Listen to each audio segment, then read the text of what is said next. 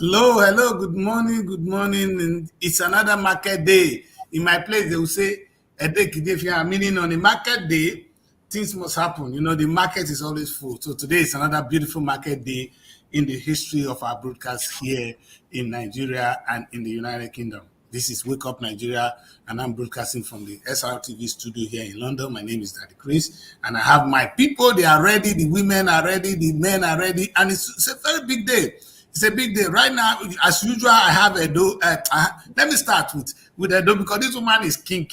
She is shining. You know my normal Edo girl. She's here and ready. Let's see from Edo. Edo, how we doing? Let's see. Look at her face. Wow, you were shining, and now all of a sudden your camera decided to go blur. Edo people get power. How are you? Good morning, princess. Can you hear us, princess? Good morning, sir. Nice. Yes, I can hear you. Can you hear me? Yes, we can hear you. Just to let you know that your camera is a little bit blurred. I can hear you. So can you hear me? Yes, I can hear you. We can hear you loud. But just that your camera is blurred. If you can look at it quickly, that would be amazing. Okay. All right. And of course, our usual ladies, look at them. You know, if you don't know, you know what these women do. If you know what these two women do, you will know that what SRTV is made of. They are there, ready, very and blessed. How are you guys? Good morning. Good morning, sir. See, everything is speaking. I'm proud of you. I'm really proud of what you guys are doing over there. It looks as if ABUJA is set and you are ready. I can see that you every day you're looking better. What is the secret? Tell us now. Secret is God, though. I think it's the fire in Nigeria. In the midst of these difficulties, you guys are looking better. It's God. God above all. Abi? Yes, sir. I want to believe that God is really behind all this, to be honest. So yes, the truth is God is behind what we do here, and it's a privilege to always come and present something good to Nigerians every day and people around the world. The good thing about our broadcast is we are broadcasting right across the world. I'm in London and they are in Nigeria. So we have opportunity to actually talk about issue independently, unafraid. We tackle it as it is. We won't lie for anybody and we won't lie against anybody. If any mistake happens in our broadcast, it will be a honest mistake. We are not here to fight you. We're not here to fight for you. We are here to fight for Nigerians and for the progress of humanity. That is what we stand for at SRTV. And as usual, today is the 29th, meaning it's a leap year. And a lot is happening. So that explains why some things, leap years are always known to be extraordinary years. Am I correct, young ladies? Yes, sir. So when you say leap year, a lot of things happen. It's not a common year, you know, and we must understand that in leap year, things happen. And so it is not we have a new president, which is part of the new year and the leap year. Let's celebrate that. We're not in a new okay. Well, actually, we have the president last year, but anyway, still a leap year. Now we're in a leap year. The economic crisis is one of them. But I'm sure at the end of the day, the good thing about leap year will also come to us because it started with very hard thing, and I hope we end up with a lot of good things on our desk. Over the past 2 days, we've experienced a lot. Yesterday, I was asking what is really happening with the protests. It's like Labour, they did what they're supposed to do. They held the country to ransom. They asked difficult questions. I think that's what we expected them to do. I want to start this show this very early morning by sharing this beautiful, it's just a beautiful image. It may be sad, but it's a beautiful image of Labour in protest in Nigeria. I think we should see this together before we even do anything this morning. Let's see. You see, it's quite a good one. This is when the people of Nigeria, the Labour Congress, move on to the street and say, enough is enough. We cannot continue the way we're doing things. Things have to happen differently. Apparently, the Senate were there to address them. Different states came out, and I want to commend the government. All right. That's not unexpected. I'm sorry if that affects your ear. That's not unexpected when you see things like this.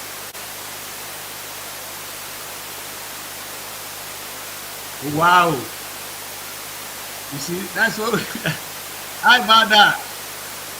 Hi, Vada.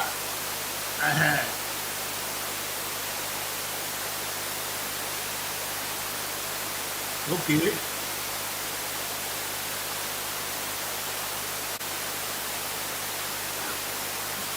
Ishoku, was that? In fact, I don't know whether you guys can see what happened. Was that an acting or a real incident? Anyway, we'll leave that for another day. Let's remove that first. You saw what happened there. There's a lady on the ground. It could be acting, it could be real, but it's scary. That is the kind of thing. Labour went on the street and they said no to the hardship. And I cannot commend them more. But let us be honest. Has the government not behaved well? Let's be sincere. For once. Can you hear me from Abuja? Yes, we can hear you. Yes. And for the first time, let's have Princess back. Yes, Princess, you're welcome back. Thank you. Thank you. And now everybody's glowing. This is what SRTV is made of. I'm proud of what I see now. Yeah, you guys look good. Okay. Yeah, I just quickly shared that video of Nigerians, the Nigerian Labour Congress on the street saying no to the government. But one thing I love about it is I think the federal government and even the state, they have behaved. For the first time, they didn't come out with a threat. They are not fighting. They didn't go back and say, let's use police and chase them. Let's do something wrong. Actually, they talked to them and talk to Nigerians. And I think that should be commended. What do you think, young ladies? Yes, that is commendable. I think you're right. They should be commended. Unlike the last time that security personnel came after protesters. This time, they answers, right? No. Even recently they did. But unlike the past times, yesterday in Lagos, one of the headlines was that police shared biscuits and water to the protesters. So that is actually commendable. We commend the government for that. Yeah, and we can see in Edo State, Princess Edo, we saw the Edo State government deploy somebody to talk to the protesters, and that happens, right? Yes. He was he shared the plight of the people. He shared in it, and he was sympathetic towards the situation. Amazing. And I saw the Delta State, I think the chief of staff, secretary to the state government, actually come out also to talk to the protesters, and he shared his own. I saw this tall huge guy who was there to do. Before we go into the topic today, I just wanted to share only one of the senator which is quite interesting that for the first time in Nigerian Senate, government and labor are tackled. The last issue that is on place is the issue of minimum wage. I'm going to start this video from the beginning, all right? It's very important, Princess. That this senator to reason with us, understand with us. Yes. There is no way we will allow this thing to continue, but steps must be taken. Already the 15th agenda of the memorandum of understanding given between government and labor are tackled. The last issue that is on place is the issue of minimum wage, and negotiations are going on. There is no way that will not end up with a resolution and a decision that will benefit Nigerians. I assure you, all of us, the press, general public, everybody is feeling it, but Nigeria will succeed. The president will succeed. We will succeed. We are very sensitive to it. My brother will work towards it. We work towards it. So may God Almighty, may God Almighty help us to maximize our potentials, maximize our natural resources. May we intervene in such a way that all Nigerians will be able to exploit the God-given wealth that we have. We're all on the same page. And perhaps this is what I really love about this whole thing. For the first time, I felt that both the government and Nigerians ever agree. No, okay, they may not be exactly on the same page, but at least they come out to say what is going on is unacceptable. I think the government has accepted that the situation is not what they expected, it's not what they want. At this point, can I say maybe they deserve some chance? Is that correct? Would we right to say that, young ladies? I know you guys will not agree. Of course, You had this is Senate committee and the Senator Dickett. He's quite, I think he's quite eloquent. He's passionate. We can see him when sometimes the action. It's not only what he's saying. That we can see the passion and how he delivers his message.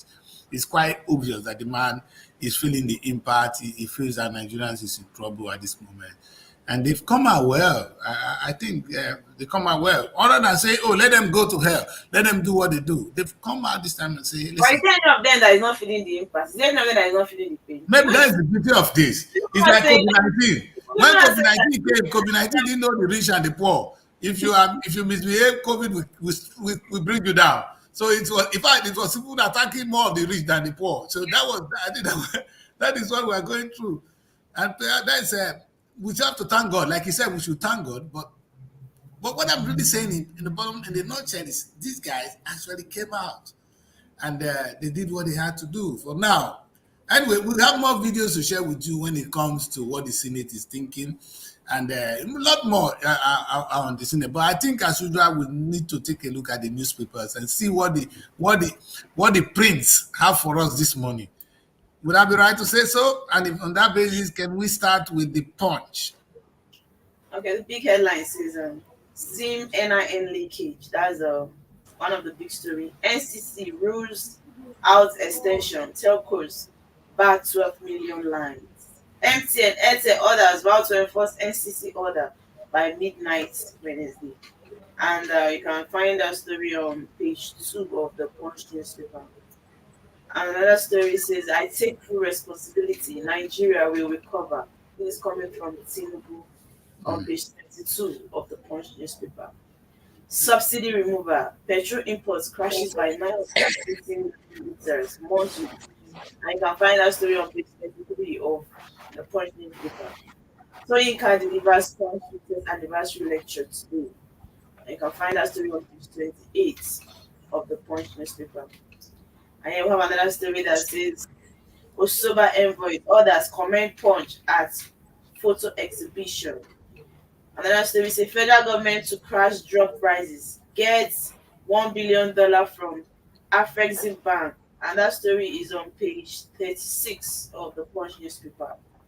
Gridlock looms as president visit Lagos. That story is on. You can find that story on page 28 of the Punch newspaper. And we have another story that says Makinde suspend revenue collection on farm produce. You can find that story on page 22 of the Punch newspaper. And these are all the stories we have this morning on the Punch. What is this NCC ruling out extension on telco bar 12 million lines? I don't understand that. Anybody have the details? 12 million lines out of it. That's what we're saying today. Yes. NIN linkage. So I really don't know. But most times you register your SIM card with NIN and you might find it difficult to use that SIM. You might not be able to make calls or after registration is not working. You understand? Even with the NIN. So I think they've been able to buy a lot of SIM card, and most times they use different people's NIN to register for another person. For example, using Blessing's NIN to register for a stranger that does not even know Blessing. You get? So these are the things that they are trying to tackle. Yes. But yeah, there's one headline that gets my attention. Federal government to crash drug prices gets $1 billion from Afrexim Bank. But what I feel like the price of drugs are getting high. You know that sometimes even treat malaria is a problem. Yes. The kind of amount they call for you. You can even get malaria drugs sometimes 15,000.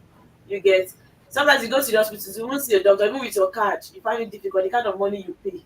So I know that we've got limited health practitioners, and I don't know the government, they are trying to do something about it because a lot of them are just running away, traveling out.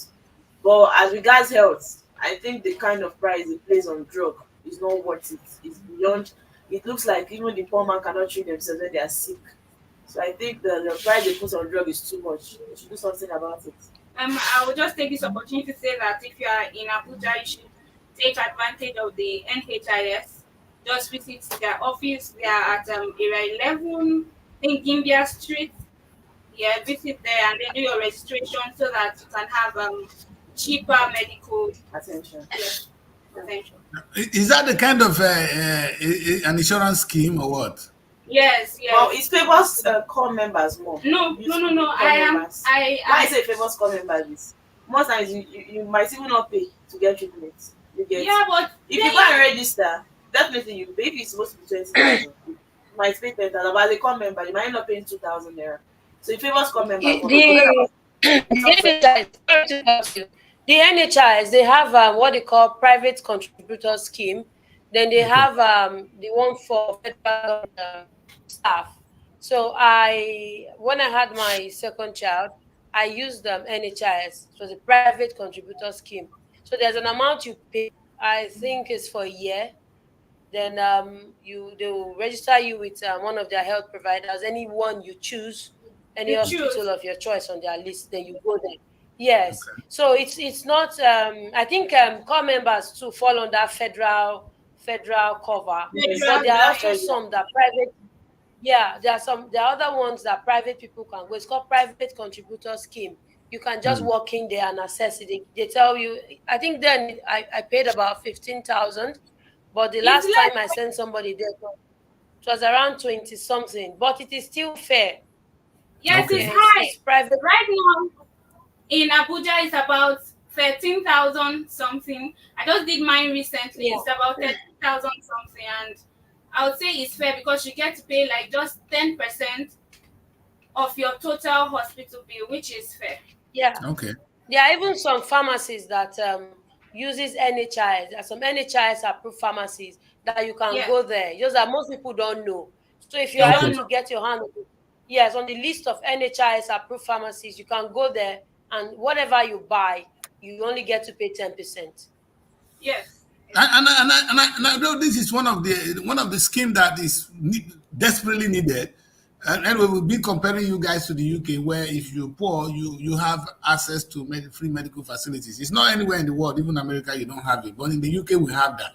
And if Nigerians can come up with this insurance scheme, and I like it, it should be tailored to people's ability, you understand? And especially, like Mary said, for the coppers, they shouldn't even be paying because they don't earn much, really. So the low earners, it should reflect to the earnings of the people. If you're poor, it's only natural, it's only fair for people to access medical facilities without thinking of how do I pay. This is our first right, is right to live, right to life. And I think this is very important. And we want to commend the government for that. For the first time, I'm saying commend government. And I probably will come back to that because this is a very important thing. But I saw Tinubu again for the first time taking responsibility. You see, I know many guys would say, oh, it's words of mouth. But you know what? If you can say it, then you can be it. You know, let me put it this way. The Bible says you confess salvation. You believe into righteousness, but you confess it. You understand? So Tinubu is confessing. You understand? It's Pastor Dad agrees. Don't you think? Pastor Dad agrees. Well, I know my ladies, they wouldn't agree. You know, they don't agree with you, Tinubu. No. I totally like that.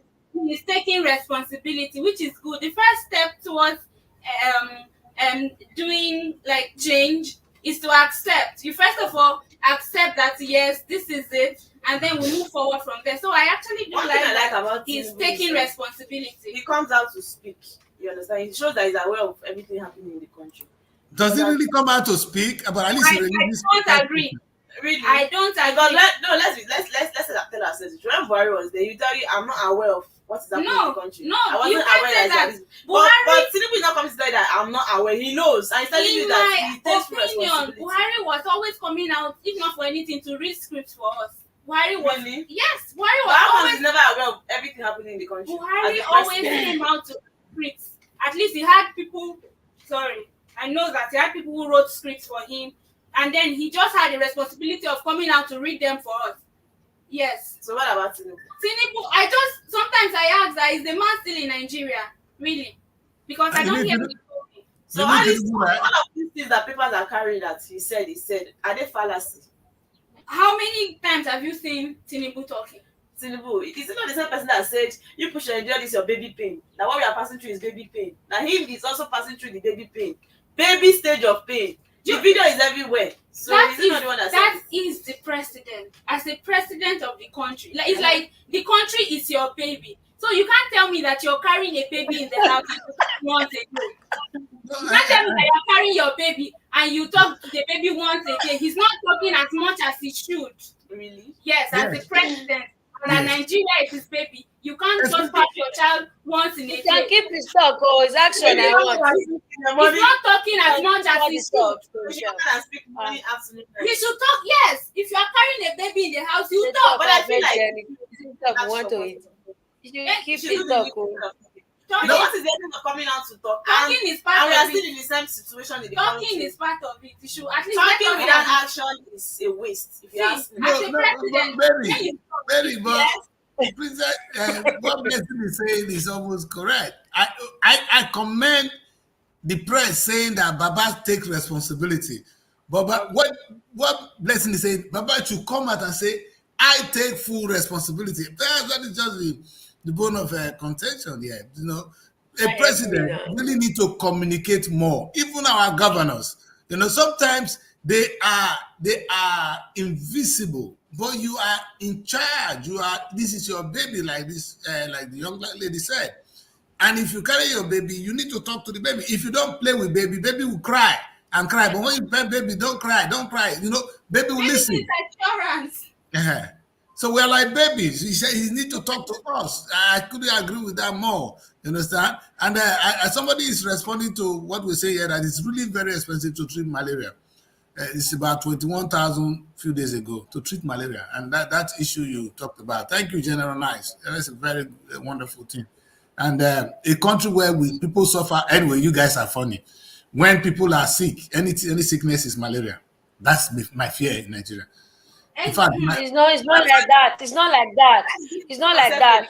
Many sickness. It's not any sickness. Daddy Chris, it's not any sickness. It's many sickness. It's malaria. Many. Yes, you know what happened there? Princess got to London and said, I want to treat malaria. I said, you treat malaria in London. Whoa, you don't have malaria here. It becomes here. On that note, I'd like to say something. Okay, I'd like to say something. I saw this tweet about two Nigerian doctors who said somebody came to Nigeria, he stayed for a while, and then he got back, I think the UK, and then he had malaria. He went to the hospital and the doctors were shocked. They were thinking, what is malaria? Like, because they don't experience it. And the two Nigerian doctors treated this malaria, and then the next day the guy was okay, and the other doctors, their colleagues who are not Nigerians, they were like, this is magic. Like, they were looking at them like genius. They were like, malaria is Nigerian. We know malaria, and malaria knows us. It's because of the mosquito then. It's because of the yes. mosquito. What you said is correct. My friend was quarantined in Germany because he had malaria. Yes, he said the malaria is not. So if you have malaria here, we don't go to hospital here because they don't understand. Yeah, that's wisdom now. That's wisdom. Don't go to them because they will treat you with something else. Yes, they will treat you with something else. That's why chloroquine was almost curing COVID-19. They're not used to it. I was so confused if this COVID was not malaria, because COVID-19, at the point in time they said chloroquine was curing it. Chloroquine, you understand? Chloroquine that they give to us every day when we're growing up. We malaria. In fact, see, that is the good thing. When a Nigerian doctor sees that, he knows what to do. You understand? Yeah. He knows what to do. It's not going to talk to them. So it's better you come to UK with it. Don't go anywhere else. You see, somebody is commending, I don't know who is this, but okay, Bello said, I must commend Nigerian President Tinubu, but there are political leaders with bad intention taking advantage of the situation. Such political leaders are good in confessing and not really working towards that. Well, it's not all that bad. The government accepting the current issue happening in Nigerian economy. We all know the situation in Nigerian economy is bad, and the government and Labour Congress can tackle it. The Nigerian economy has experienced both opportunities and challenges. I think the thing goes on and on. You can imagine that is a good thing to note. let's just making a nice comment again on the issue of what the president is, what the confession is. Okay. We do know also, my only challenge, I think, before we read the second thing is, because that is a very crucial thing. Mr. President, you confess, we accept, even the leaders, the governors are trying. Lagos State came out, to address the protesters. Delta Day. I think it's going to happen across the 36 states. They are now learning, which is a good thing. When people go on protest, do not threaten them. Come out, talk to Nigerians, take advantage of it. You see, this senator is not my man because he came out and he spoke passionately about the issue. That is it. A baby. Oh, thanks for this analysis this morning, bless you. You are a baby to your government. And anytime you talk to your baby, if you pet a baby, the baby will hug mommy. You understand? But if you beat baby, what would she do? She'll cry. So that's why they want to give him for Sunday rice now as baby. Say no. This is but women don't accept this like that anytime, not every day. But it's a good thing, though. It's a good thing that we're experiencing this. You understand? It's good. And I think we're gonna keep watching. But my question is, before we leave the government and we say thank you for what you're doing, my question is, if you guys in the Senate, you in the governors, if you know Nigeria is facing this hardship, why are you spending our hard-earned money to buy expensive foreign cars? Why don't you use Nigerian-made cars? That is something. You see, one man said to his son in those days, the boy they smoking book. He said, "But boy, before I would like to use your eye with the white, this because the eyes were always red." He said, "You want me to use your eye?" So. Before Nigerian government will make me happy, they will stop using foreign cars. They will stop sending their children abroad. They will stop going out for medical treatment. We can do this at home. It is wrong that you use the small money we earn to go and treat yourself outside. Send your child abroad, buy foreign cars, and the poor people are suffering. That is where I don't agree with Tinubu and anybody in office. Today, that would be anytime I see your government, that's the only thing I'll ask them. How come that you're not using Nigerian-made cars? How come that your children are not in school in Nigeria? How come that you don't take Nigerian medical treatment? Because if we do that, you know how much money we'll save? Go and look at the statistics on how much we spend sending people on education tourism, health tourism, alone. Then foreign cars. Look at the whole Senate. None of them. How much? See, what else do we spend money on? These are the luxury things that is killing us as a people. We don't count the number of Nigerians who have private jets. In this difficult time, some people use private jets. We say, you can afford it, sir. But you know what? If I am the one, the cost of parking your jet in the Nigerian port, you will run. You're going unless you're going to park it in your own, don't bring it to our airport. If you bring it to our airport, you will pay a lot for it. Because that is the only way the rich can pay more. And the even if you give them high price, they can always afford it, sir. I hope you know. Even if you put high cost we get something back. This is what the government is supposed to do. We're supposed to get that money and use it to take care of health problems. That is what the white government in the UK. Anything, if you have money, they will start to tax you. Seriously, you pay through your nose, but when you don't have, they will give you to eat. That is why we have peace. You understand? The poor must not be left to die, and the rich must not be left on monitor. They're going to be getting richer. Look at it. Employing somebody and giving that person 60,000 naira. Even the federal government is paying 30,000. Which kind crime is that one? And they pay another person 100 or something million. Anyway, let's take a look at the next newspaper in life. Okay, we'll go straight to the Guardian. Kai, this guy you love Guardian, no? Let's go. The big story says Nigeria spends about 50% of all earnings on production costs, and that story is on page 6. Another story says factors responsible for high production costs, and the factors listed here are human resources 36%, logistics 19%, handling costs 13%, direct lifting 9%, security costs, and regulatory and other auxiliary costs. Another headline says interest rate hike. Interest rate hike takes toll on stock markets as investors lose 1.4 trillion naira. Pro panel on Buhari's government's 30 trillion naira loan sits next week to summon CBN officials. That story is on page 2. We have IEDs kill 2 workers at Borno construction sites. That story is on page 30. Nigeria okays $17.64 billion oil development plan as risks jump to 30. That story is on page 3 of The Guardian. We also have how federal government threatened, intimidated us to suspend nationwide protest by Ajaero. That story is on page 6 of The Guardian. We also have federal government recruits 2,497 medical professionals to address brain drain. Okay.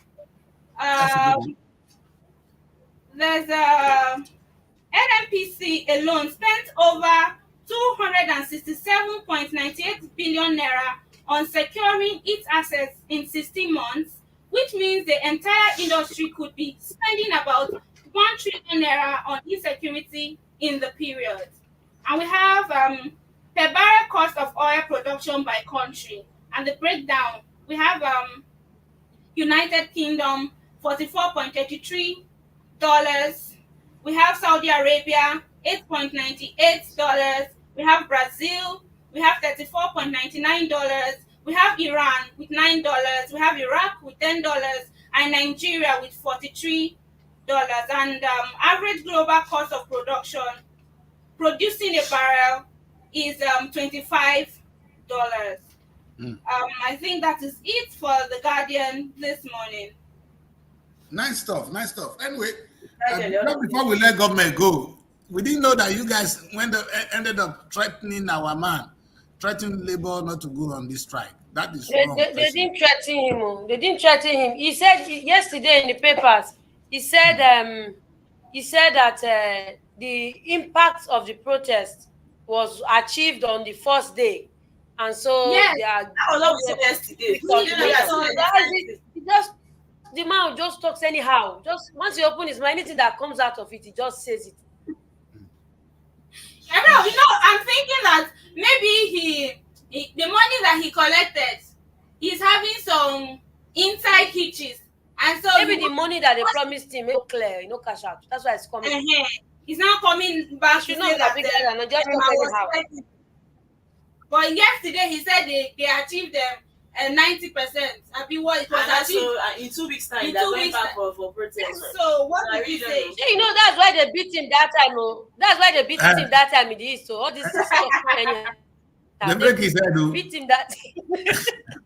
And we're gonna listen to him. He was talking, and I have a video from that this morning, which I wanted to share. But now he said he's been threatened. That's quite interesting. So hopefully my guests don't agree with you. They think it's because of your cash out, but the truth is you've done a good job for us. At least if your intention, we don't care about your intention right now. You've been able to put the country to rounds to wake us up that the president or the government of the day has been irresponsible with the way they handle our economy, and you help us to come out on the street. We're on the street, and we're happy to see that, and that's the image we're sharing at the moment. But if you have some things else you are doing, that's not for us. That's you and them. If they beat you tomorrow, no cry on us.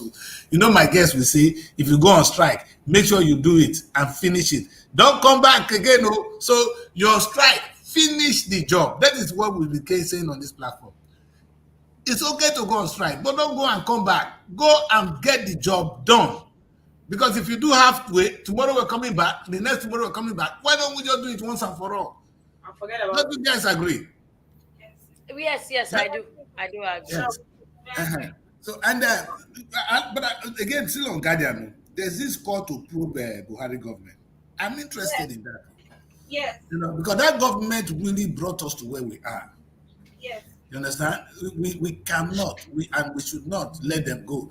That is what I'm trying to say. If Tinubu is saying that they inherited a lot of bad things from the previous government, what is wrong? Actually giving them a public probe, not the one they probe at home, not the internal probe, not the one they say, Baba. Because till today, Emefiele, who said who have stolen a lot of money, who have mismanaged, who we now heard actually was printing money, has not been brought to book. That's a litmus test of this government. Why is he still there? Why is he still free? If the man is responsible for this thing, like Soludo said it right, and that they were illegally printing money, which they share to you people. Is it Baba? It's the law. Yes, it's against the law. They did it. Why are they not? There's a former CBN governor that came out and said it. Yes, sir. Sir, this is the law. The law is one thing for you to accuse, is another thing for you to prove. So for you to prove beyond reasonable doubt, if you can say it is white, you can say you saw it, but it's your word against his word. So if you really want to, we need to respect the law and allow it take its full course. For me, I would rather they bring him somewhere and let everybody stone him their own share. But this is the law. Let everybody, let his lawyers bring their best defense, and let the accusers bring their best documents, and let the judge, let the law take its full course. No matter how long it takes, it's not because it's Nigeria. Even outside Nigeria, there are cases that spans for years. But they say justice delayed is not justice denied. So let the law take its course. At least he's there. Now the Kano too is facing the same thing. He's there. You know, the problem this Delta State governor too. He was also there for a long time. You know, I'm not supporting him. I felt the hardship, but I think we've started something. We've dragged. Okay, the network issue. By the end of the day, this can only work when there's evidence. Because if you don't have evidence, we'll all just keep talking. That's the problem with the law. It does not take evidence, or we are just assuming. It's only evidence. Mary, if they want to investigate and get the right evidence, they should by now. That's my worry. I'm not saying the law should not take it. But they won't do anything about it, or they're just copying and solid story. No. But what I'm trying to say is that the former CBN governor have already enlightened us, saying that they were literally printing money. That this government has said they kept this guy. They arrested him for quite some time now. My question is, why are they not taking a decisive step? Either you let him go, or you bring him to book. If you keep him indefinitely in detention, that is the wrong thing to do. Like they did to Kanu now. I think with Kanu, with the next thing, I think we'll see Kanu coming out of prison. Let's hope so. Because when you detain people illegally, that is actually more of an offense from a government point of view than when you actually say the man is innocent, let him go. If we find anything, we arrest you. So if you think he's innocent right now, let him go. When the time comes and you find your book, you put your things together, then you can go for arrest. But keeping him and saying, oh, the man cannot go, he cannot do this because of this, that's the part I don't accept. Because it could happen to me or you. And that is, from the point of legal standpoint, we don't support that. Okay, so now let me ask you, do you think Nnamdi Kanu won't come out until Tinubu stop ruling? Do you even think he'll come out now that Tinubu is still the president? You think at this point in time he's coming out anytime soon? Because I feel like that man will just be there until whenever. I don't think there's even any date or any decision of that man coming out at any point in time, right? I remember it's not only Kanu that is really in prison. There are some people. There's this northern guy who the followers are always on the streets. They're Muslim. They're other kind of Muslims, and they in fact they killed the family of that guy. And in fact, again, if the guy has done anything wrong, you bring him to book. But keeping him indefinitely in prison is against humanity. It's against. But the powers are in their hands and they do whatever they like. We don't see this part. This is shared wickedness, and we know that. But we don't see that part where these people kill people. They are humans, for crying out loud. They are humans, and they deserve to be free too. They deserve freedom. They've got families. But you just keep them there and see whenever you want, just because they're actually not dancing to your tune. Is that the kind of country we are supposed to see ourselves? Or is that the kind of country we are supposed to be proud of? This is wrong. You keep people. Okay, now every day they say they want to file a case against Nnamdi Kanu. Okay, they want to talk about this one, that one. But he's still there. Did he steal anything? No. So what is the essence of him still being there without coming out? Now Tinubu is there. I feel like maybe he finished ruling. That man will still be there. That's what I feel like. Wait to look at the government of Nigeria. I like this because we were talking about medicine the other time. said that the federal government recruit 2,497 medical professionals to address brain drain. In fact, what do you mean? You recruit them? Are you trying to train them? Are you giving the medical training? How do you recruit? The minute they were there, what kind of headline is this? I think just. So you know what? I interviewed a guy who was running for the governor of Delta State. You know what he said? In fact, he's my candidate. If he had won, Delta would have been a different place. You know what he said? He said he's going to convert all the hospitals. You know, have you been to your general hospitals? They are literally dead. If you go to my state, they don't exist. Go to general hospital, they don't exist. You understand? He said the way it is now, he's going to change them. He's going to turn all of them to.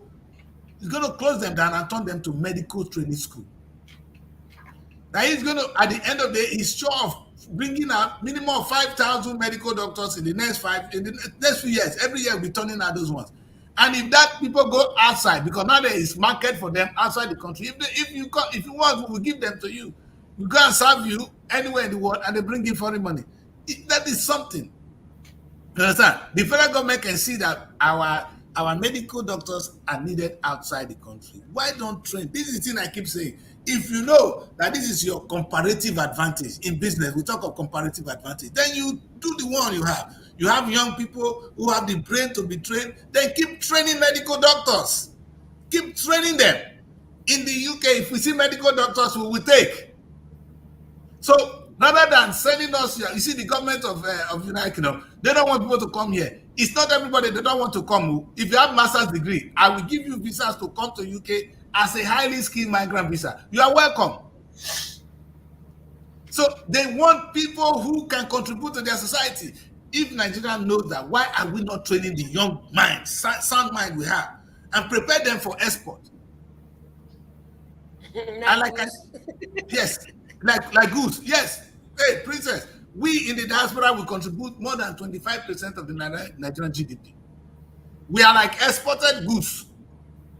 All we do is bring this home. Princess, if you send it for us sometimes, so when we call home, everybody you talk to brings us some money. That's all we hear. You understand? you are well-built goods. Yeah, exactly. That's who we are, and we've accepted it. You know, there's no way, because and thank God we were brought up in that moral upbringing to take care of our families, of our brothers, of our siblings. You understand? So we live with that, and we're not complaining. So why don't the government take advantage of it? Train more medical doctors, train more engineers. They will take it, and in that case, they will not be going through the sea. They'll be coming well into this country to do the right thing, and they can go back. Nobody stopped me from going back and coming. So when you come in that route, it's anything I know in life is what you have to sell is what you prepare. We have human beings who are not slaves now. In those days, they came to take us as slaves. Now they are ready to take us if we are well trained. Call it brain drain or not, we're going to come and take advantage of their money. The last time they came to Africa, they sent their brain to Africa to come and take what we have. Is that not correct? Sure. They send human beings, you understand? They send white people there to come and take our resources. So send people here to come and take their resources. Who stopped them Dangote from investing in the UK? If you own a football club in England, do you know how much you'll be earning? Let's take advantage of that. All those that they say they are local champions there. Tell them to come and own a proper football club here. You see, have you seen our field? Every Sunday, every Saturday, Sunday, go and look at the pitch. Packed full with serious money. Another angle I keep saying is, have you seen Burna Boy on stage now? Burna Boy is now sell stadiums. Yes. We closed down this stadium here close to me, Tottenham. My studio is very close to Tottenham here. The boy closed it down. If this is our comparative advantage today, what is our government doing? You see, all they see is this barrel of oil. That is the headline we see. Barrel of oil. Barrel of oil. They're so focused on oil. Other is telling us that oil is the main money. You understand? How much agriculture give us? But thank God, Princess also saw from my own point that how much will agriculture give them? Yes, agriculture will give us something. And Princess said, oil is their own money. You understand? They are the one consuming oil money. Why we are the one eating? Looking for food. Yes, they are the one looking for food. So agriculture is our advantage. Oil is to their own advantage, and that's Yes. And I think we should take advantage of what we have best. All right. I intend to share one more video with you guys, but there's more videos to share today because actually the Senate, they've been deliberating and they talk about food stamp. And I think we should debate this seriously today on this show. But I think, and before we do that, I suggest we go on a quick break. When we come back, we're going to look at what the Senate is saying about giving Nigerians food bank. What in amidst we'll be reviewing some of the newspaper. I know my ladies are going through the headlines and they'll bring out what they think we should look at. But let's go on a break. We're going to introduce you to SRTV Film Academy on this little break. And when we come back, we'll go back and look at what the Senate is saying about food bank. Is it the way to go, Nigeria? Don't go away. Stay right here with us. At SRTV Film Academy, our students are not just learners. Through our comprehensive programs and hand-on trainings, they are transformed into confident and skilled professionals ready to face the world of filmmaking and journalism. We offer a range of courses from film acting to cinematography, costume and makeup design, special effects, script writing, directing, and lots more. Take the first step to unleashing your potentials on the big screen. Do well to register with us today. Remember, there is always a professional way to doing everything. Acting is my true passion. I can't wait to dive into the beautiful world of character interpretations. The ability to step into someone else's shoes, feel what they feel, bring their stories to life is an exhilarating experience for me. SRTV Film Academy has a comprehensive curriculum that will help me refine my acting skills, explore different acting techniques, and of course, help me find my unique voice as an actor.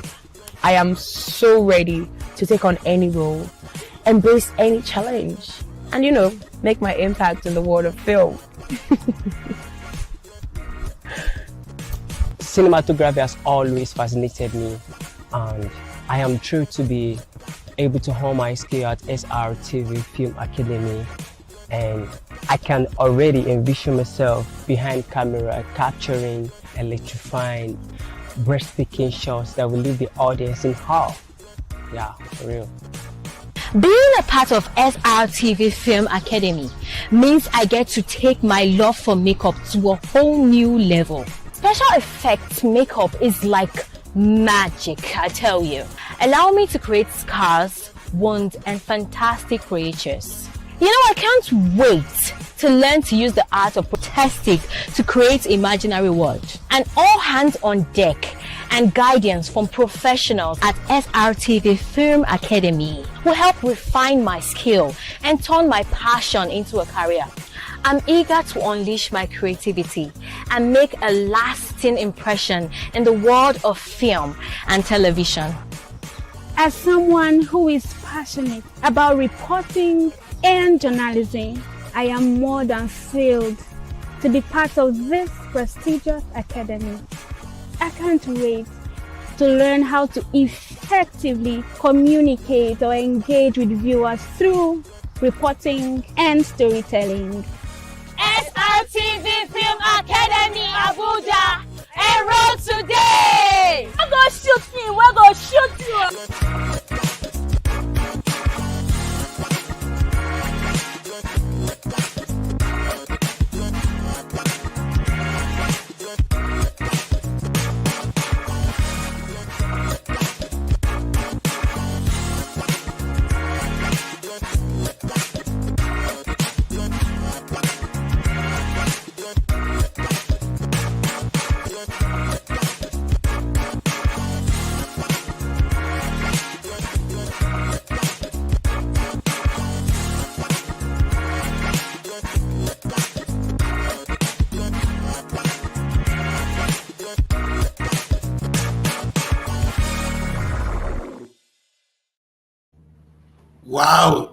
Wow. SRTV Film Academy, you're welcome back.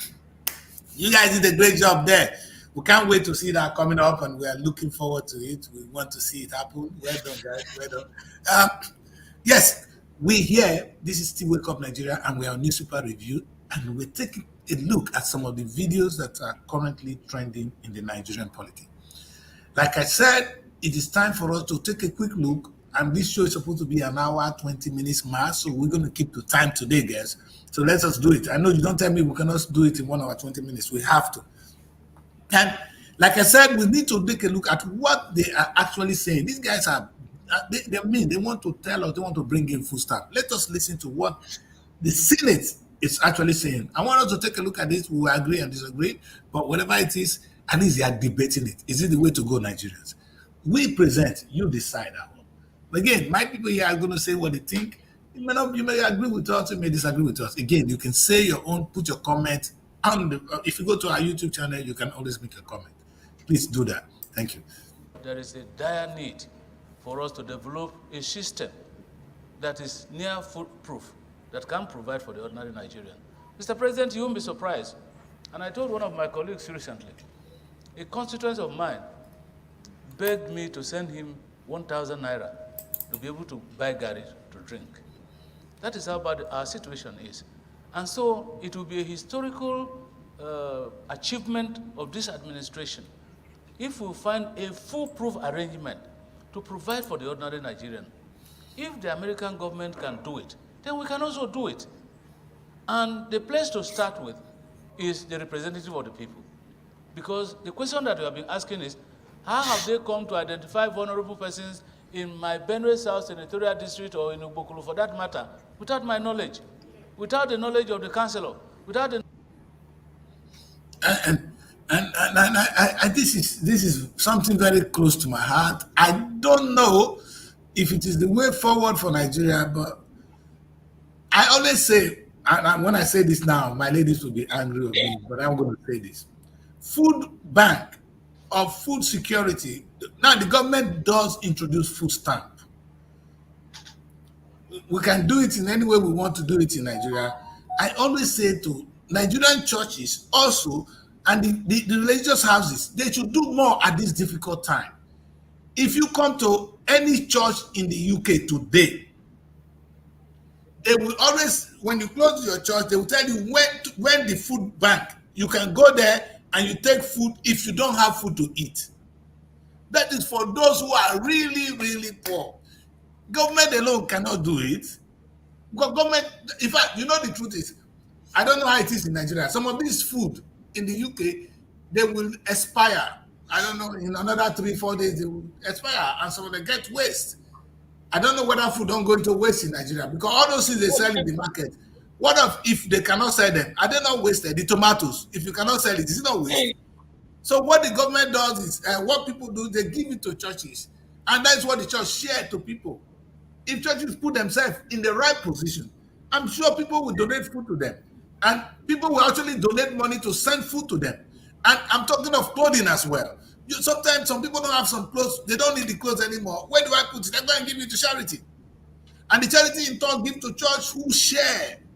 So we're saying that it is time for government and NGOs and churches, maybe mosques, including mosques, to take responsibility. The essence of having a religious gathering is to serve people, is to serve humanity.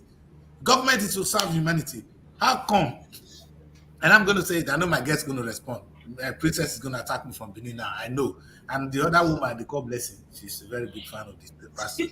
But I'm going to say this. Yeah, and I'm going to leave it today. You're on point today. You're on point for this church matter. I know you have been preaching since, and I've called you Pastor Daddy Chris. Yes. You're on point. You see, the church is taking the lead when it comes to food and all that. I think you're on point. Yes, and you know, yes. There are some churches that are doing this, but you should also know that there are some churches. I'm very sorry to say, I'm a pastor, but there are some people who have how will I put it, like wolves have crept in. Some people have crept in and they are doing what they like. There are some people who are cashing out on religious. I agree. Yes. So it's not just for Christianity alone, it's for religious gathering, because we Africans, we like solution that are abracadabra. We don't want to tackle our problems and live in Exactly. reality. So we turn to the religious leaders, and Yes. people who are hungry on their own see that this is a place where they can cash out. So they just Yes. prey on these young people. So there are churches who are really churches who are doing these things. You Yes. understand? And we But want let's to not take commend. out the fact that they are businessmen. But I Yes. agree with you on the point that the religious institutions should take the lead on this one. I Thank agree you. with you. Yes, Yes, I agree because with you. because it takes nothing. And imagine, I can just imagine that every Sunday, if they say, okay, it's time for food stamp, a little offering for food stamp, you'll be surprised that there will be a pot of money donated in that church. You understand? To buy food and share to people who are members of the church, even if you don't give to others. Start with members of your church. You understand? That if in fact you'll be having more members because people will be coming. And the beauty of it is that those people at some point will still give back. I know There's when no something. Yeah, it's two ways. It's a Nigerian thing. It's a yes, Nigerian thing. yes, Just There are some churches I know. I don't want to personalize it. There are some churches I know. They put vulnerable people on stipend monthly. They put people on yes. business grants Good. that takes like 3 to 6 months. Now these people now get comfortable in it. Instead of you to take your stipend for 6 months, 1 year, and be okay, so that other people can have access to that bus, they will just sit down there and like now the final bus stop. So it's a two-way thing. It's a Nigerian thing. That's why I said from beginning, we all have to work on ourselves individually, no matter any effort that any group of people or persons put together.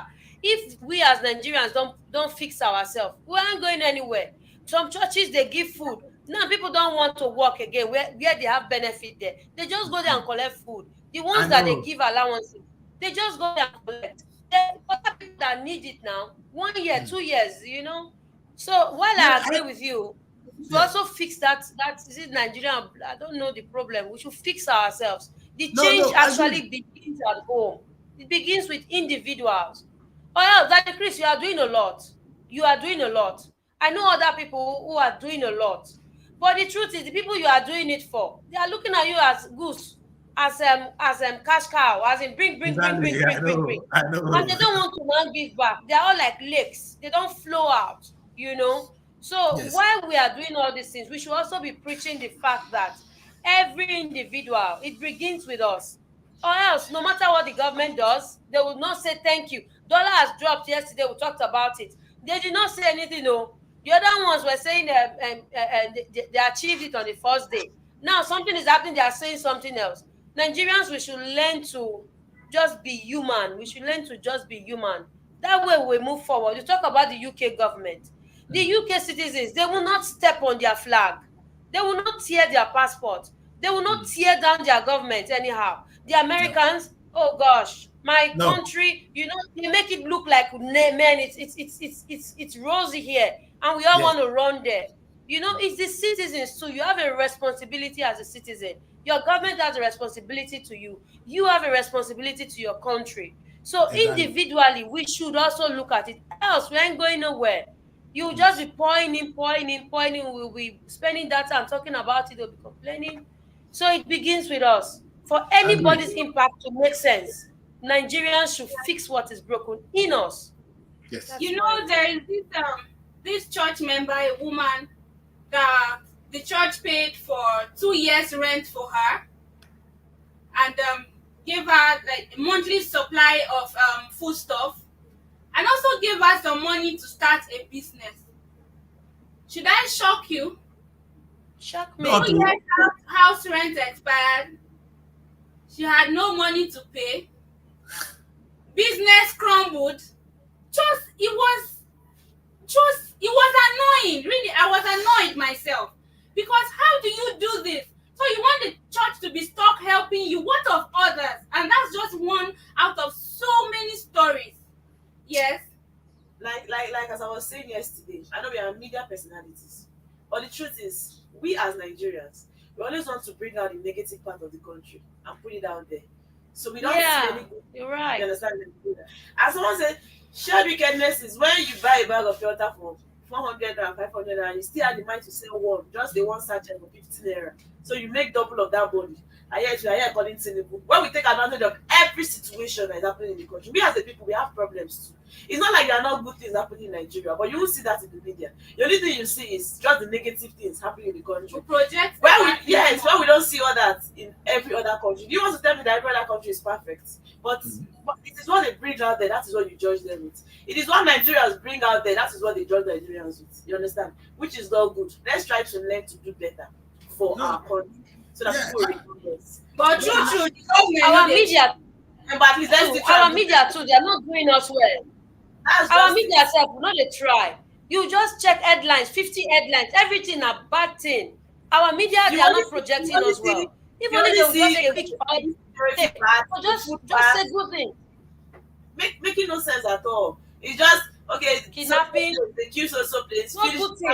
You see it on the media. So what about the improvements happening in the country? I don't know developments. I don't know improvements. There are startups. I'm telling you, there are small businesses, startups that are doing well in Nigeria that the media should actually cover and project. They don't do that. Young businesses in good light, but they will show it to rubbish. God bless you guys for this. It's a very interesting thing. It's a thin line. Why we expect the media? Let's start from the media. Why we expect the media to be the watchdog of the government?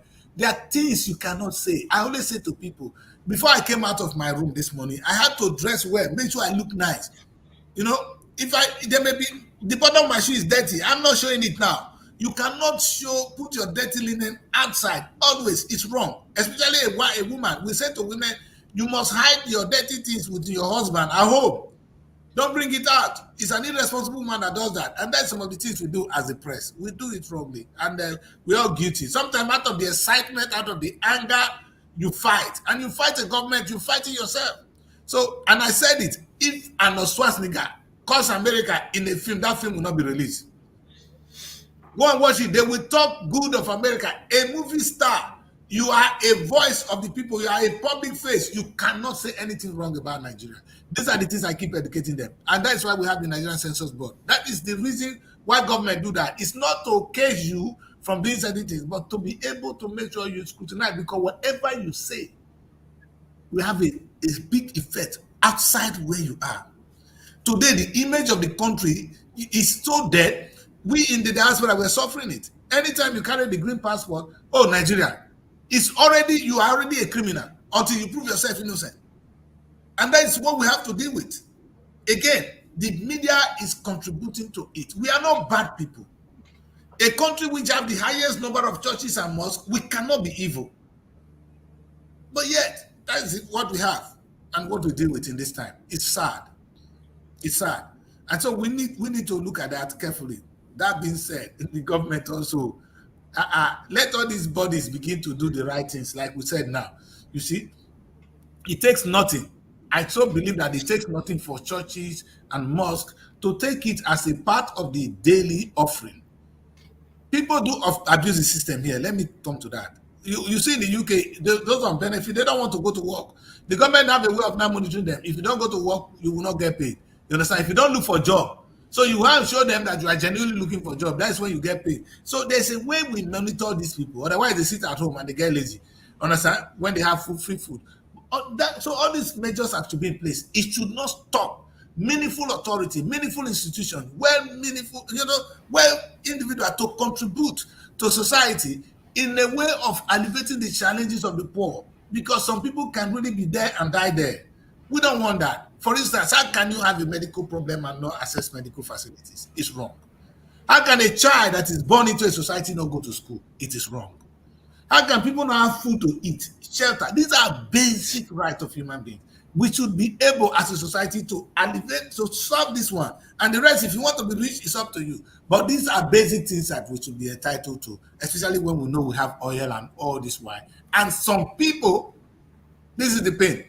Nigerians are ready to sacrifice, and we have been sacrificing. But the challenge is some people are taking the same money to send their children abroad. And they say, it's my money. Yeah, it's your money, but it's Nigerian money. That money is Nigerian money. It's not you. Naira is owned by Nigeria. It's not your money. You might control it at that moment. So we, government, we the people, can say how you should use our money. You see, and this is exactly where it is. That's why government can make laws, and it works. Because you can tell me, I own this money. Yes, government can tell you, you are no more allowed to spend the money this way. Because it's not your money, it's Nigerian money. And when we take that kind of responsibility, we all live in a better society. For instance, I always say, Princess, if I can afford a good car, I'm sure I cannot construct all the roads where I'm going to drive the car. So I need all of us to succeed so we have good roads. Government must be successful. I may be able to afford my health bills, but I cannot build all the hospitals where I'm going to treat my families and myself. Government needs to be successful. So these are important things that we need to understand as a people, that collectively we can succeed. I think the problem in Nigeria is the individual successes. We have individual success. Them Dangote, we're going to call their big names. Big, big, big. Yes, we have them everywhere. But you know what? We cannot continue to praise those people and don't tell them some of the things they owe us as a people. And it's not me, it's God that challenge you. It's civil society. When you are rich, you must give back to society. If you don't, then you are robbing the society. Because the money you make is from the people. Nigeria created a fertile ground for Dangote to be rich. You didn't carry that word from heaven. You got the money there. The musicians that are saying, oh, it's not me that I made my money from nowhere. No, it was the Nigerian population that patronized your music. That's why you are successful. So it is our population, it's our money that is making you. So money can gravitate towards somebody and go away. So that is how money moves. If you do the right thing, it will come to you. So it is still our money. So, and we're saying for us to move forward as a people, we need to work together. I always use the only instance in the Bible. The only time human beings have been able to threaten God is when they want to build the Tower of Babel. What did they do? They came together. And they said, you God, where did they? We will see you today. You understand? God was threatened. So if we come together, there is nothing we cannot do. And I wanted to share one more video with you guys before we do the next newspaper review. And I know you guys are taking a look at which newspaper to do next. But let's listen to this guy one more. It's another guy from the Senate who supports the idea of the food banks. Let's hear from him. And he won. He won about what Princess just said, abusing the system. Let's see. Commence payment of over 12 billion naira to 12 million vulnerable Nigerians. And I know the process is on. But with this kind of motion, specifying that a food stamp be made available to the vulnerable ones, I want to thank Senator Sadiq, who have given an insight into how do we ensure that this food stamp that we are asking the government to put in place gets to the right people. That is the main cross of the matter. We must, if we have put up a motion supporting this and sending it to the executive, the question now is, how do we achieve this? From over 200 million populations. That shows our data, our statistics must be in place and must be up there for us to get the actual number of vulnerable Nigerians that are in dire need of this food stamp. You get that? And I just want to share, and I want to introduce this guy to the Deputy Senate President. Let's just see this guy again. They say they are deliberating. It's being practiced in America. Further notes that the reason for the above projection is not far-fetched, as several indicators, which include but not limited to ongoing conflicts across the country, climate change impacts, escalating inflation as witnessed in recent times, and rising costs of both food and essential non-food commodities due to fall of Naira in the exchange market. All right, and what I like, before we talk about this issue, we want to see what the Senate is doing. You see, when we put this on the public domain, you understand, hopefully we'll be expecting, and Nigerians can then ask questions. Let's just hear from the Deputy Senate President, who presided. By all and sundry and well contributed to, something that will help in dealing with our zeal to assist the poor of the poor in this country. Whatever measure that's brought forward to assist the poor, the vulnerable, should be welcome. And this is welcome The Senate is open to every suggestion, every initiative, anything, any measure at all that will help in alleviating or making life better for our teeming population. All right. So again, I really want to commend the Senate. Like I said, they can say it and bringing it out, and I wish the Senate actually addressed the press, because this video now we have to go in there to go and pick it and that. There should be a spokesman from the Senate who talks to the press every day. You see, it's a daily briefing of what the Senate is doing. Daily briefing from the House of Rep, daily briefing from the presidency, daily briefing from the governors. I wanted to say this, but with all this being said now, I want us to bring the matter to home. I don't know whether you guys agree with what the Senate is saying. I think we should all agree with that. But the question now is, let's bring the matter home. If the Senate, the federal government can do this, can't our state governors do something about this? I'll leave that to the two ladies in Abuja. Our governors can actually. Our governors, they have the power to do something. They have the power to some extent, they have the power to take decisions in the state. So they have the power to do something. They have the resources, my daughter. They don't just have the power, they have the resources. They collect a lot of money from Abuja every month, and they could do business anyway, like I keep saying. But are they babies too? Because we're saying now, all we're doing is the federal government. What can the state do, and what are they doing? You guys said they collect a lot of money from Abuja, but the question is, are they supposed to relent on the federal government's money, or the money they get from the federal? Yes. Are there no money that is being made from the state level? I'm trying to understand here. Some of them not, Mary. Some of them no more do. They don't do anything. They wait every end of the month. They go and collect allocation. That's what they do, and the money is big. So why do they bother? But they're supposed to be making money from the states too. Exactly, and that is what we're saying, Mary. If the federal, this is what I will cry for Peter. Peter was saying that we should stop revenue allocation to production allocation. Nigerians didn't get it. What happened in Nigeria today is at the end of every month, every state governor, they will take their flight to Abuja, and of course the money is coming to them, whether they go there or not. So it's already arranged. They will take their flight to Abuja. Princess just joining us. You understand? This is really important. That we must take this seriously. Princess, I was just talking about what the state can do. The federal government is not doing their own. What can the state do to make sure they also help in alleviating this poverty? Then Mary made a very big point here that are the states supposed to just wait for the federal government? Can they do something on their own? And I said yes. In fact, if Lagos State don't collect money from the federal government, they will survive. Sure.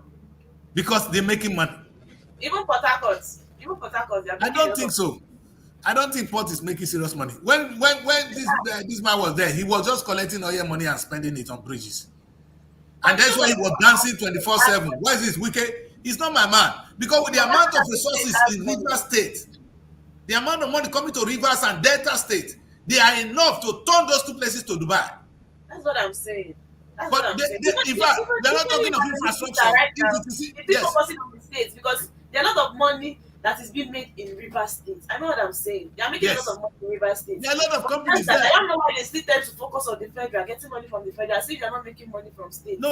Even if they want to collect from the federal, what do they do with it? They tell me we pay salaries. So a state governor will be like a wife at home who just collect money to go to the market to spend. Husband go tire.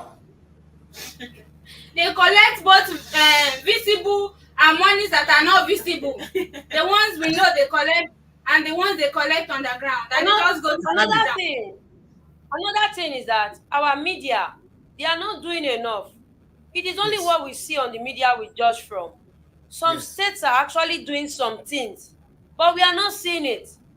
The media in that place, they don't capture it. I saw on one of my big friends, I saw on his status what the Niger State or so was doing. If you see what I saw, I was like, wow, it is not on the newspapers. It's like the papers are allergic to those things. Then I saw on somebody shared a video what one senator in the West did, like a what do they call it, empowerment scheme. You need to see e-locks, buses, this keke, agricultural implements, books. You need to see it was like as far as your eyes can see, everywhere. It wasn't on the papers, you know. Let me use Edo State for instance, where our office is now. I stepped out after one of these our live sessions, and I saw I think IOM Edo Jobs. They trained some people and they gave them a full shop in sewing. It was a full shop, industrial machines, up to generator, everything for every trainee there. It wasn't on the papers. The agricultural empowerments that are being done, it's not on the papers. Smedan recently, their office not too far from mine, they did a cluster with some people, and they went there, they trained them, gave them technical support, and gave them money. It wasn't on the papers, and so many other things. The other time, we have the Observer here that Obaseki has revamped. It's one very mighty machine. The machine is like house. You have to even climb ladder to go up, and it prints like, it's not even the Observer themselves. They are not even advertising that thing well. It's not on the papers. Some states are doing some things. It's not on the papers. So instead of us, maybe it's not enough, whatever, but somehow the bad news seems to be everywhere. It's choking out the good ones. They don't even care about it. So it is not like it is all bad. It's not like it is all bad. There are some good things that are also being done. Some states are trying. Yes, Princess. I won't say that I'm not sharing money or anything. Yes, Princess. So when I was listening to you carefully, you understand, to hear what I want to hear. Unfortunately, it's not there. From day one, from day one in the history of Nigerian governors, all we ever hear is construction, infrastructure and empowerment. With no good from day one, has been infrastructure and empowerment. Infrastructure and empowerment. Infrastructure and empowerment. It's a recipe for poverty. You understand? The amount of money, the whooping amount of money they are collecting, going into infrastructure, which we don't see, and empowerment. You see the governors, there's no governor who doesn't have a big stomach. And why? Because the money... We don't have. Our own does not have. Go look at where. If Obaseki open belly now, go don't fight. No good. No good. Okay. See, let me tell you, you not get money where they pay me. Obaseki not get any money where they pay me. I did my own. I can say what I like. But the point is, why I am interested about what he's doing is that it is not government money 100%. It is not government money. He has done a lot to partner with different organizations. When I say empowerment, it's not empowerment. It's not the normal empowerment that people do. They train them. It's not just in many things. And these organizations come and give them I call it empowerment, but it's startup. They don't need to buy machines. They go there, they investigate, and they give them everything they need to start. It is not an 100% government money. You know, it's a government facility, yes. But it is not an 100%. Princess, let me cut you down. Let me tell you this. This is where I'm worried. In Edo State, 9-4. And Obaseki is listening to me. 9-4. Malaysia came and they collected seed of our palm fruit. They are the highest producing palm fruit in the world. They're making so much money. Today, now Edo State does not produce. They can't even tell us how many oil they're exporting. Don't wait. That is what we call a state that has a mission. Every state in the country must be known for what they can do. Not empowerment. I don't even want to hear the empowerment language. I don't want to hear the road they construct, because this is why we are where we are. In Delta State alone, we have Warri Seaport dying, Cocoa Seaport dying. We have, in fact, If they can open those seaports, they're going to tell me the politics of federal government. Go to hell with them. The federal government can't stop you from opening a seaport. If they had opened the seaport, we have Gelegele seaport here too. Thank you. Thank you. Can you hear me? Yes, we're with you. My own is just to tell you that we've done 1 hour 20 minutes already. It's politics. Nigeria matter. I hear you. Anyway, we're almost there. In the next 10 minutes, we should round up the show. We shouldn't be doing more than 1 hour 30 minutes so that we have energy to do other things. I want you ladies to be able to do other stuff. So we have 10 minutes to the show. That gives us to be straight to the point. Really, what I'm saying is that I know that the states are spending money on infrastructure. You understand? And my worry is they can do a lot more if Delta State alone thinks of how to make money within the amount of money has come to Delta State from 1999 to date. If they tell you, you will run. Go and look at it. The so-called infrastructure they said they constructed with it, they should all stop. Tell those state government to stop. Niger State to stop. Look at Niger State. I will not stop. You, this fine boy. The Niger State alone, if they go into agriculture, we will make over 20 billion from agricultural export. Thank God the rest of Africa are buying our food. And so what is wrong with us here now? What is wrong? What is wrong with us? Princess, our food in the UK is what we eat. If we bring in beans today, Nigerians in diaspora are now eating food. So even if you now produce food, you see coming abroad to your people. We now eat more Ghanaian food. Nigerian product cannot even pass through they don't get into Europe. They have to go to Ghana first before you can bring some here because they have issues with our food. Because the government is there. They're collecting so much money from oil, they forget. You see, this man in this movie, The Sense of a Woman, he said the guy don't eat too much sugar. He not gonna know the beauty of a woman. You see, sugar most yams, I see people saying, I bought this yam, it's from Ghana. I see this yam, a Nigerian yam now. Which one you say when I say you buy yam, na Ghana? I say, see, if I see my yam, our yam, I go no. So it's because Nigerians now send these things to Ghana, from Ghana to the UK. And so yes, they are from Ghana, but these things are actually, these foodstuffs are actually from Nigeria. Yeah, Princess, you are right. Man, bless you are right. But you know the funniest thing? For us to be able to bring it in, they said that Nigerians also, there's a politics on the Nigerian products. So he has to go through Ghana to be able to get into the country. But guess what? The woman in charge for importing this food for the EU is a Nigerian. She's from Delta State, from Agbo. I brought her. Yes, she wanted me to do a lot for her on her agricultural show.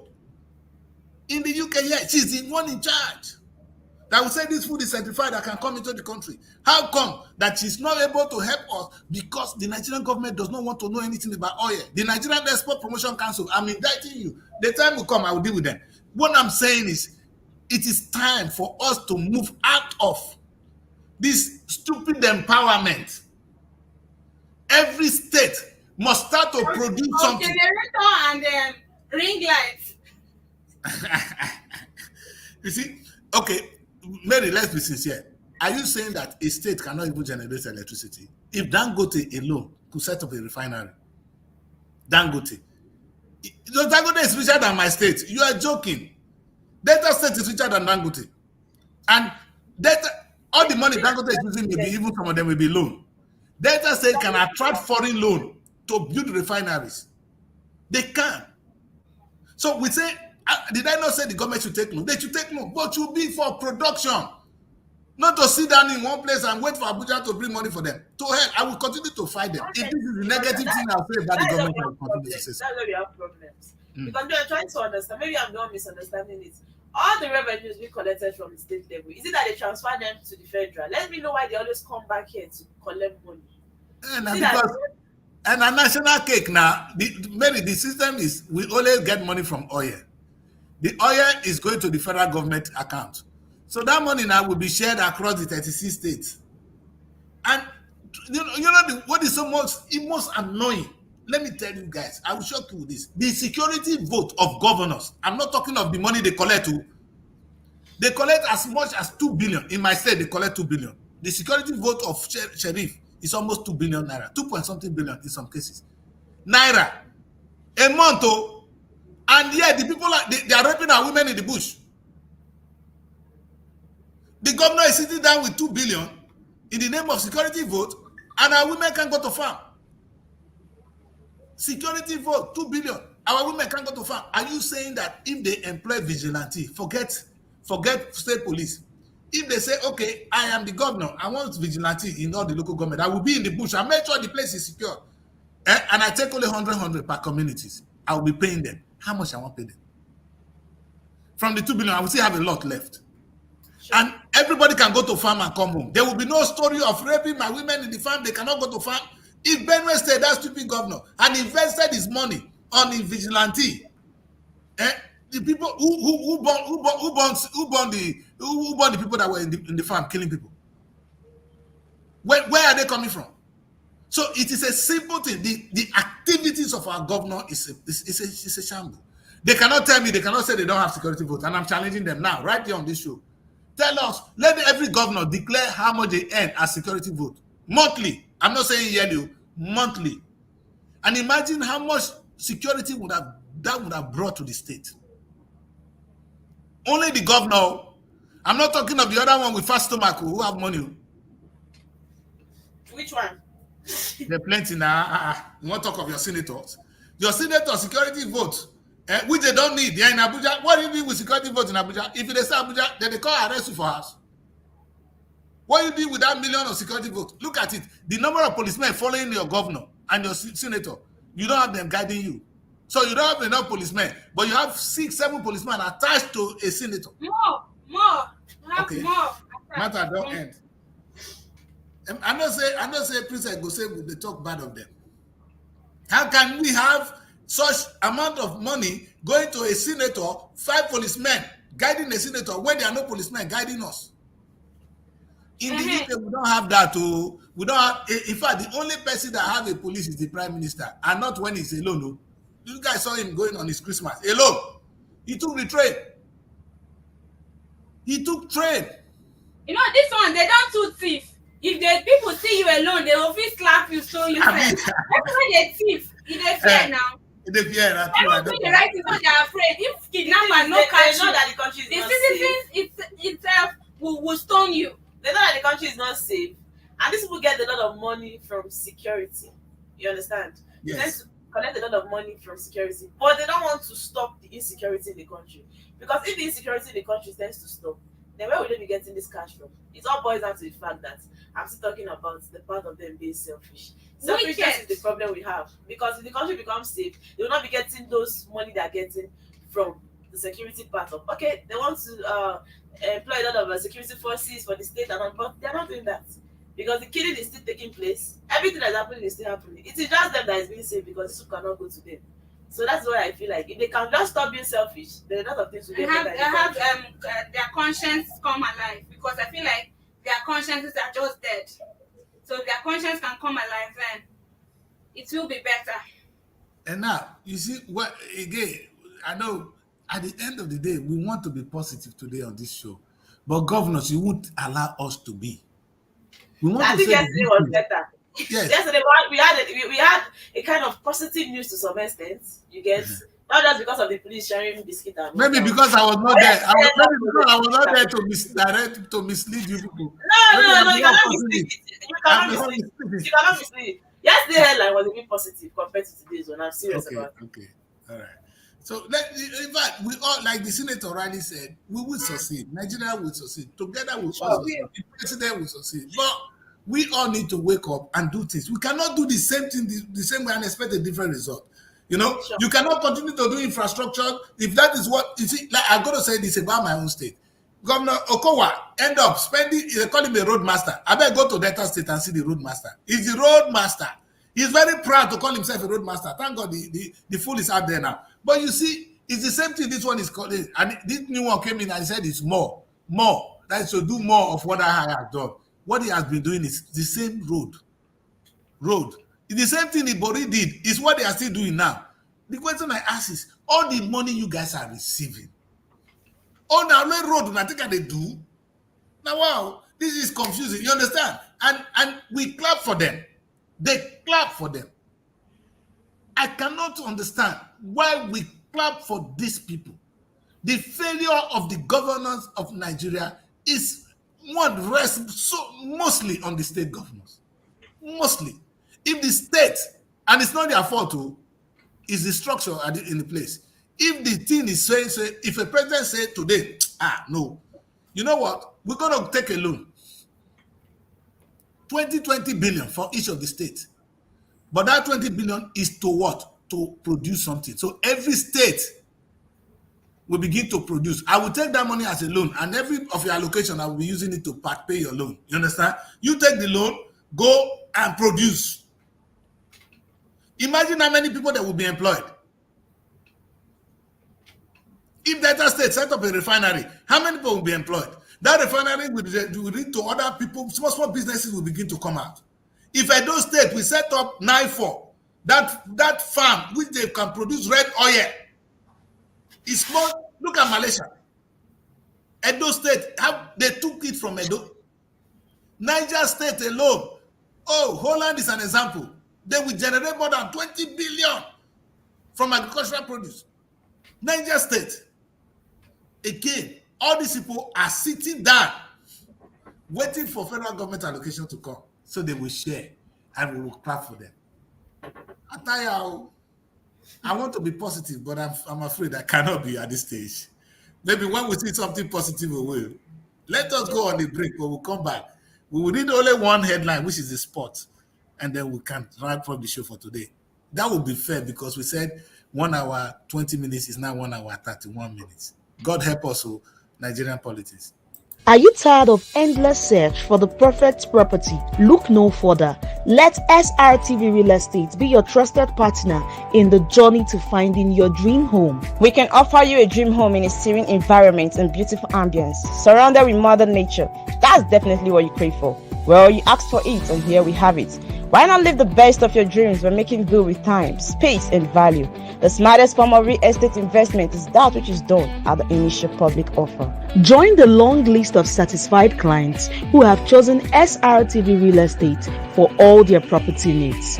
We pride ourselves in turning your dreams into homes. Act today. Secure your slice of a palace, even on a flexible payment plan, and embark on a journey towards a brighter tomorrow. Your dream is valid, living in a place of fabulous wealth and great opportunities. Don't compromise the standards of living. Explore the world of vast opportunities by investing in SRTV Real Estate today. Superb location, habitable, accessible, attractive, and a secret to every smart investor. For your real estate, SRTV is trusted and reliable. Contact us today with the number on the screen, or email us at realestate@superiorradioandtelevision.com.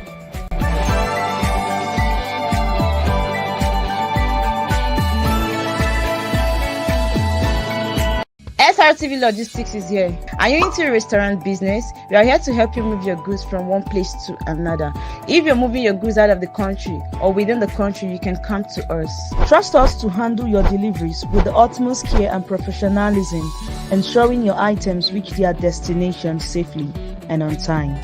Don't settle for anything less. We're part of the global supply chain of helping goods to move from one point of origin to the point of consumption according to the needs of customers. You can contact us with the numbers on the screen or email us at logistics@superiorradioandtelevision.com.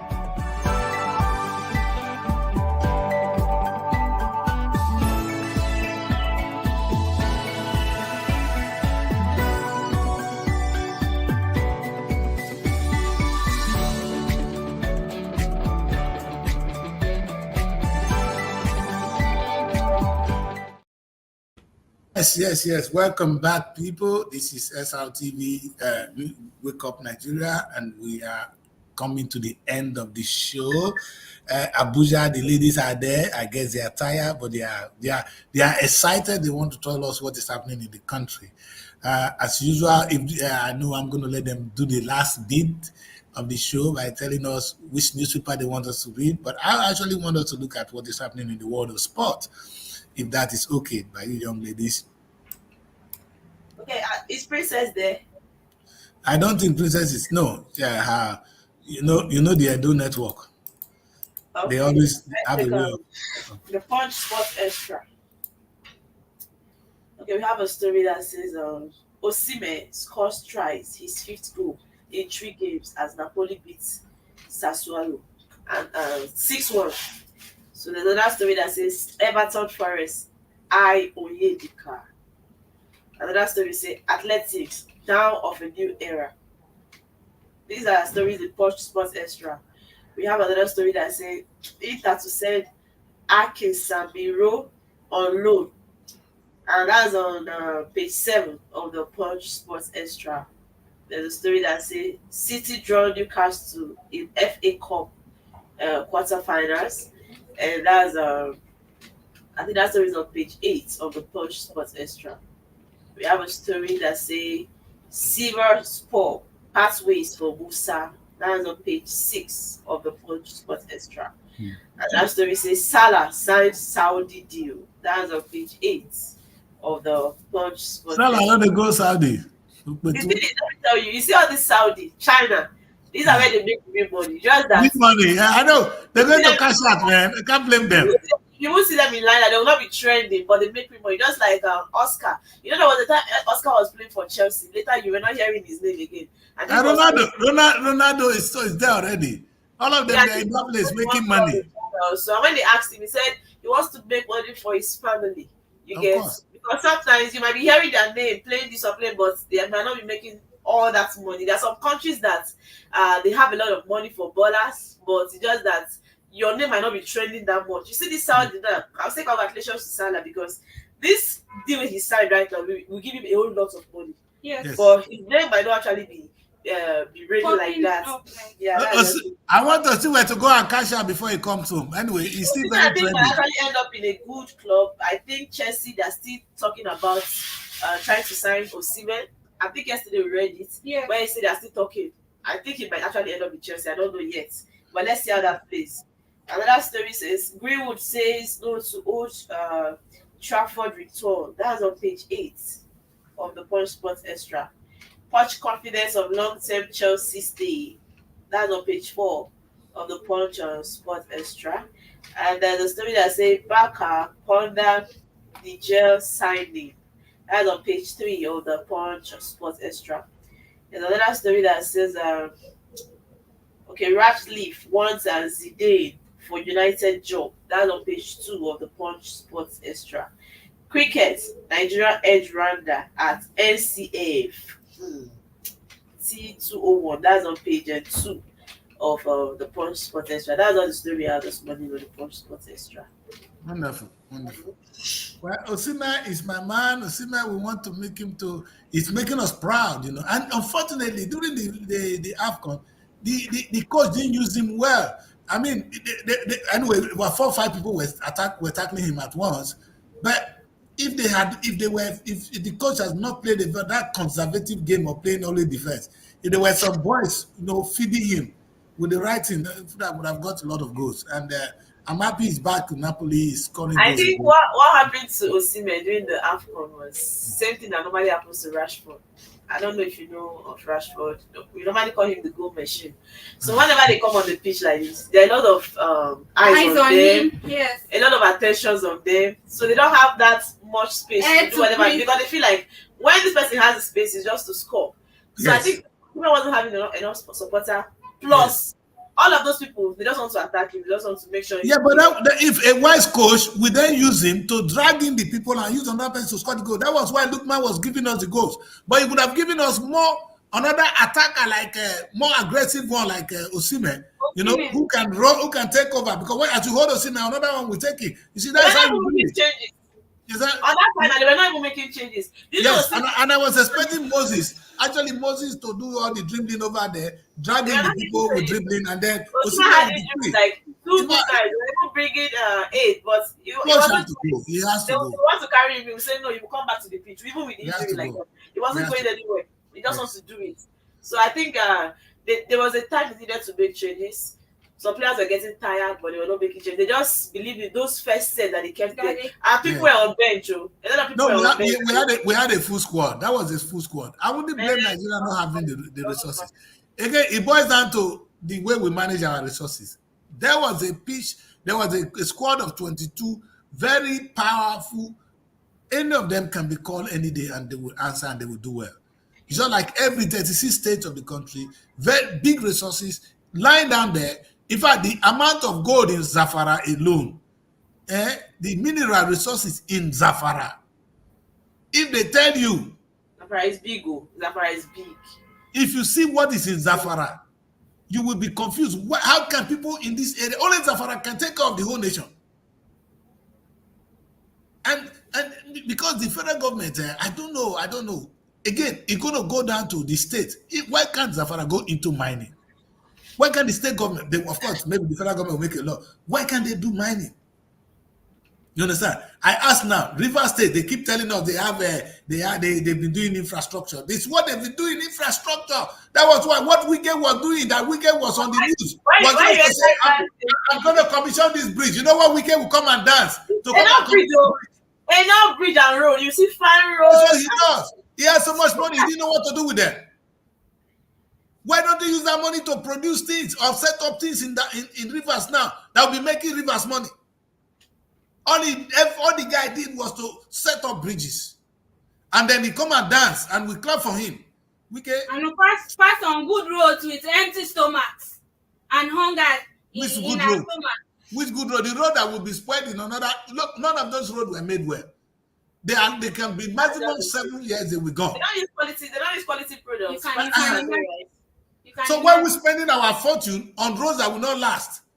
Why not use it to build companies that will be there to feed generations? And this is the short term, the toughy ideology of our leaders and the state governors in particular.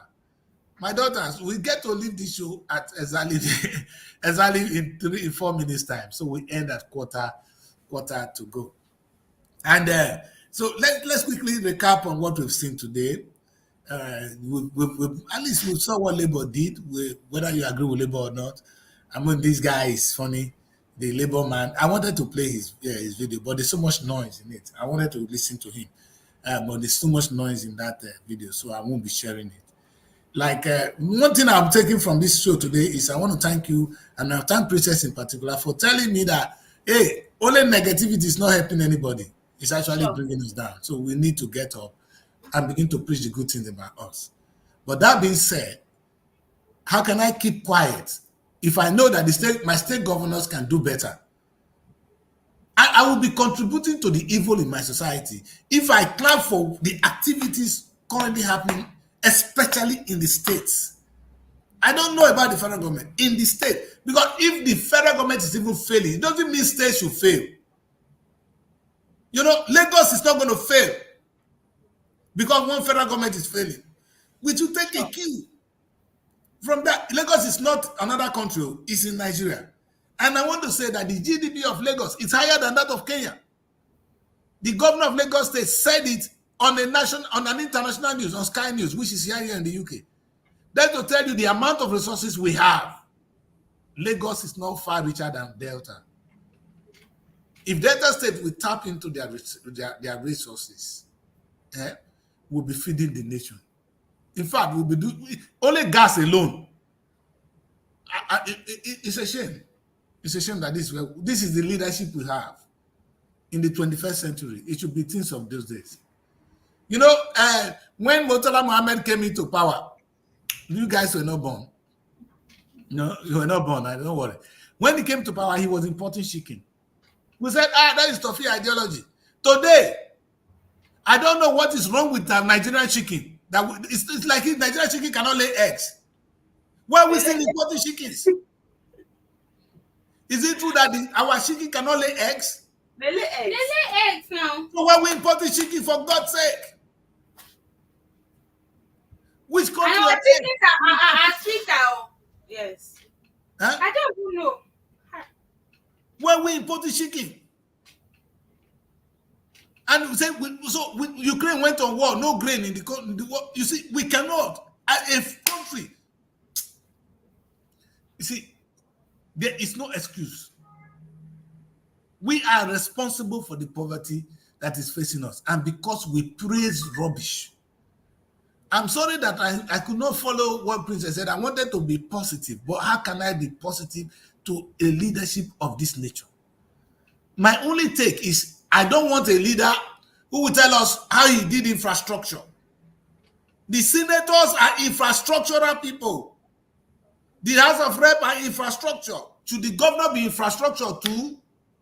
If you see a senator today, the one that our girl that went to represent us in the House of Rep now, she brought some electric, solar lights, street lights. Can you imagine what they think? Street light. Go back in another 2 months, the street light will no more be there. Exactly.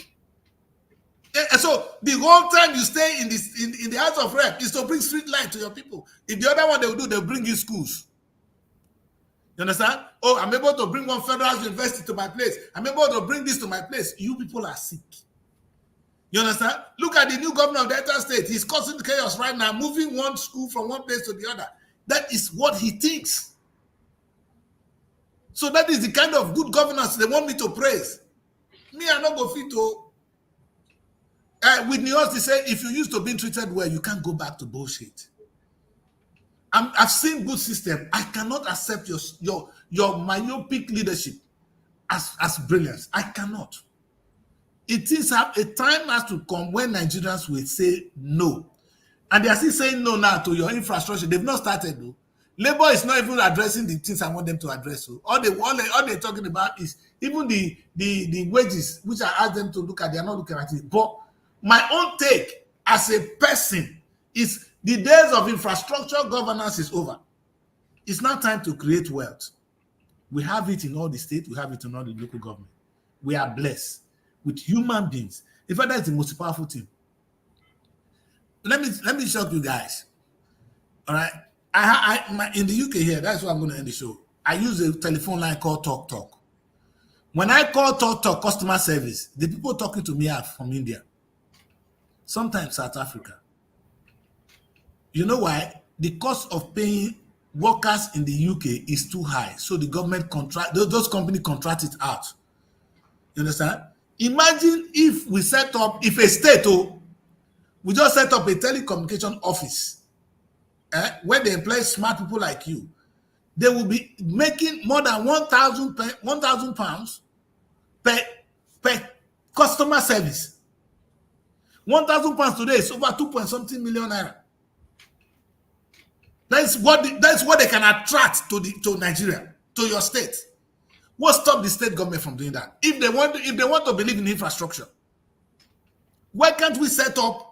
You know, I called when I wanted to do the Nigerian week. I spoke to MTN and I spoke to Glo, and I told them that my vision would be to set up this that they should come here and work with big companies who need customer services. You understand? So they can bring that job to Nigerians. I was doing it because I know young people like you will be happy to work for 600,000 naira or 800,000 naira in a month, which is still no. You are not allowed to do that kind of job in the UK.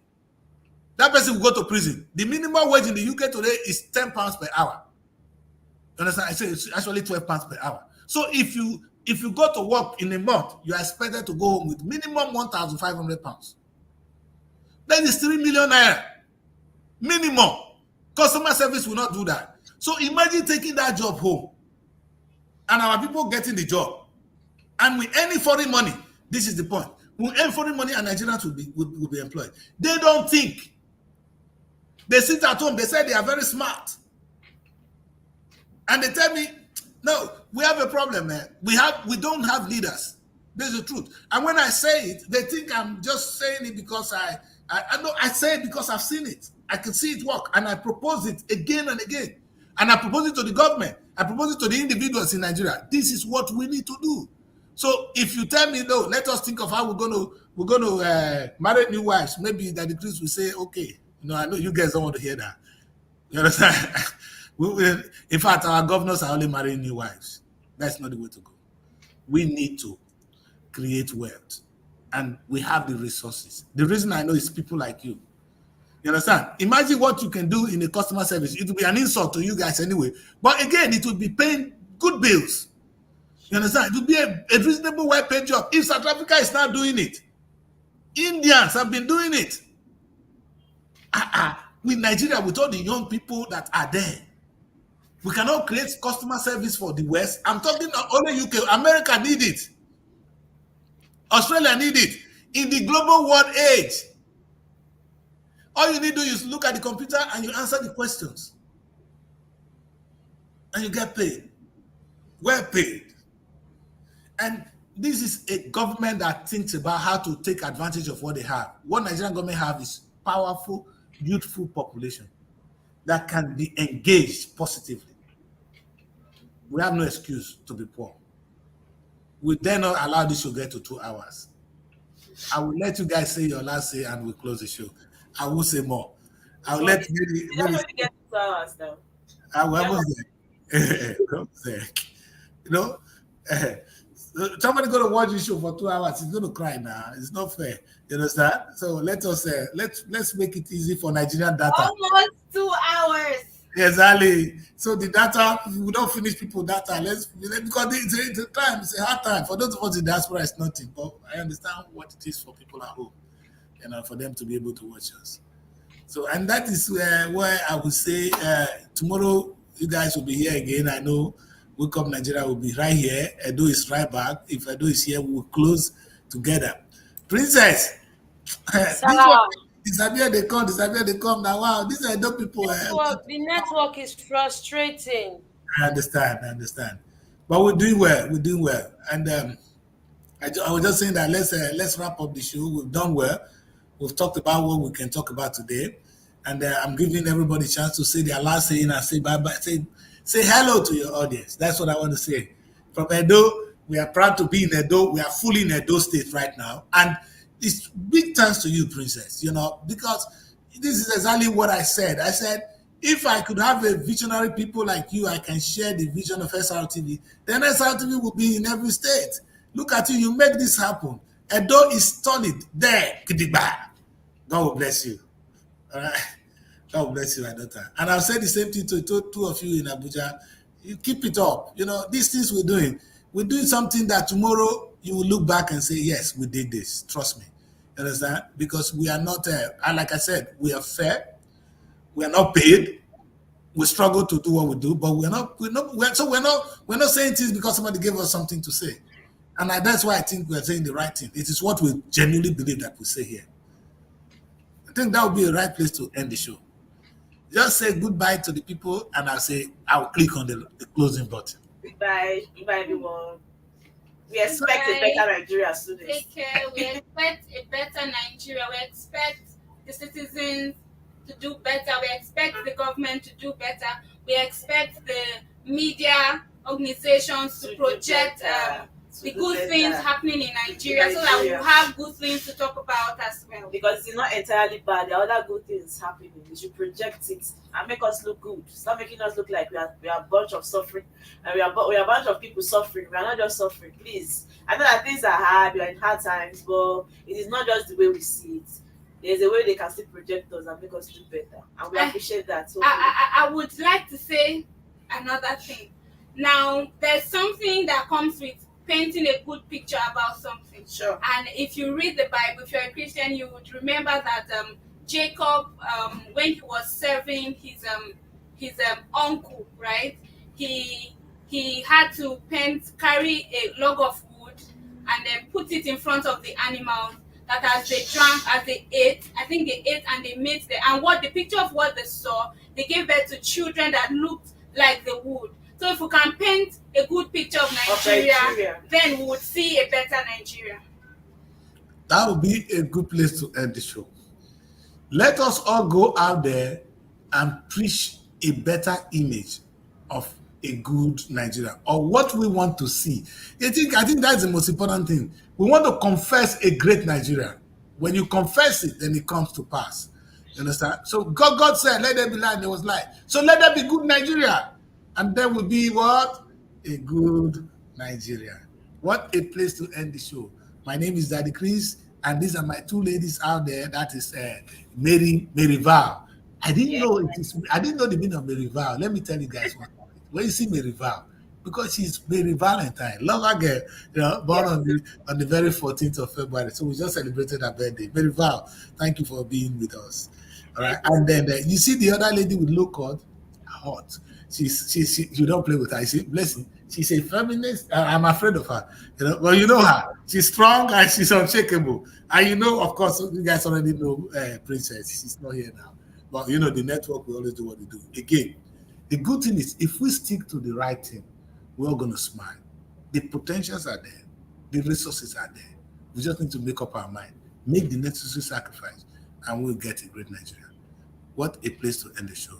Stay out of trouble until tomorrow. Again, Wake Up Nigeria will be here. We will always be here. The question is, are you there with us? Do us a favor. Make what we do. Assign, say you agree with what we're doing by just clicking on our subscription button. Subscribe to our YouTube channel. Follow us on our Facebook and our Instagram. That way, at least we know we're doing the right thing for you. Thank you and stay God bless. Bye.